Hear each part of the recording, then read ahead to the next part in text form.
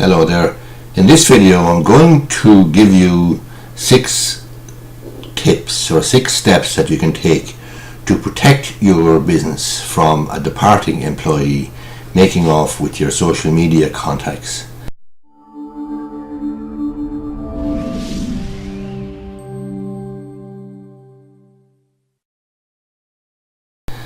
As you know, this is the end of 2016 now, and the proliferation and growth of social media in our lives is enormous, and social media contacts and the likes of LinkedIn and Facebook and Twitter and YouTube and Snapchat and you name it, Instagram, all of these places are massive tools for any business to develop and grow their client or customer base and build their brand and get new clients and convert and so on and so forth.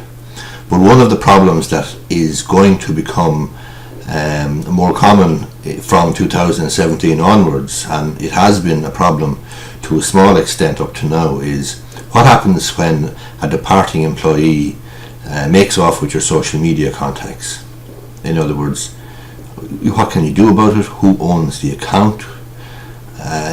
If somebody, for example, leaves your job or leaves your employment and makes off with the LinkedIn account, for example, and all of the social media contacts and connections that you've made on LinkedIn, for example, maybe many customers or clients of yours, what is the legal position then? There's been no much decided case law in Ireland on this point. There has been a couple of cases in the UK. Factors that any court will look at, though, when it comes up, if it comes up, will be questions like who created the account, when was the account created, who maintained it, are the contacts in it predominantly personal or business related, does the contract of employment make reference to ownership of the account, and was the employer logo or branding used in creating the profile for the account. These are the types of questions that any court will look at in deciding what to do in relation to a request by an employer for the handing over of login details, etc., of an account, for example on LinkedIn, which a departing or departed employee has created and has made off with, and perhaps has set up in business in competition.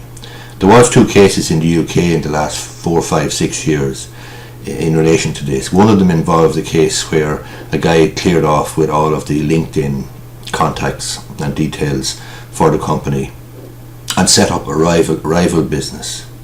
The employer brought the employee to court and looked for an order, restoring the account to the previous employer and all of the details, contacts and login details and so on and so forth.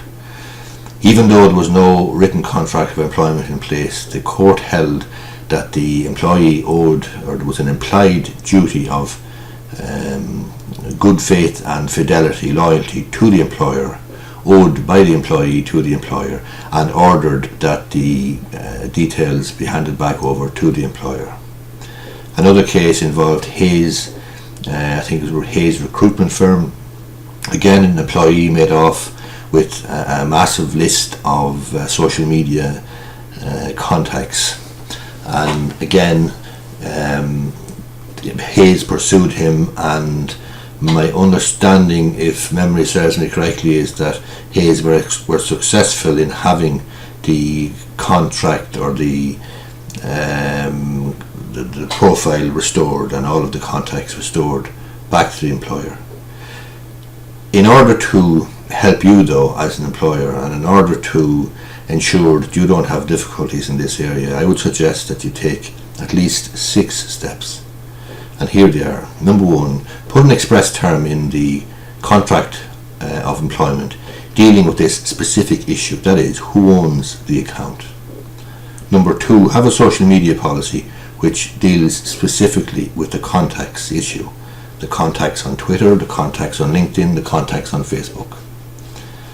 Number 3, if the employee maintains the account, make it a contractual term that you have login details at all times, and if those details are changed, that you're notified. Number 4, ideally you should create the account to begin with. Number 5, define trade secrets and confidential information in the contract of employment to include social media contact details. Number 6, have a robust social or restrictive covenant clause in your contract of employment which covers contacting clients of yours or any of your contacts through social media channels that you've built up after the employee has left. The key thing then is you really need 2 things to safeguard yourself. Number 1, a well-drafted contract of employment which will deal with the specific issue of social media contacts and profiles. And number 2, a social media policy which will state quite specifically that all of the accounts and all of the profiles and all of the contacts remain the property of you, the employer, at all times. I hope you find this video useful. If you do, subscribe to my YouTube channel, give it a thumbs up if you're on Facebook or on YouTube, and I have a lot of videos on YouTube on my channel dealing with all aspects of business and law in Ireland.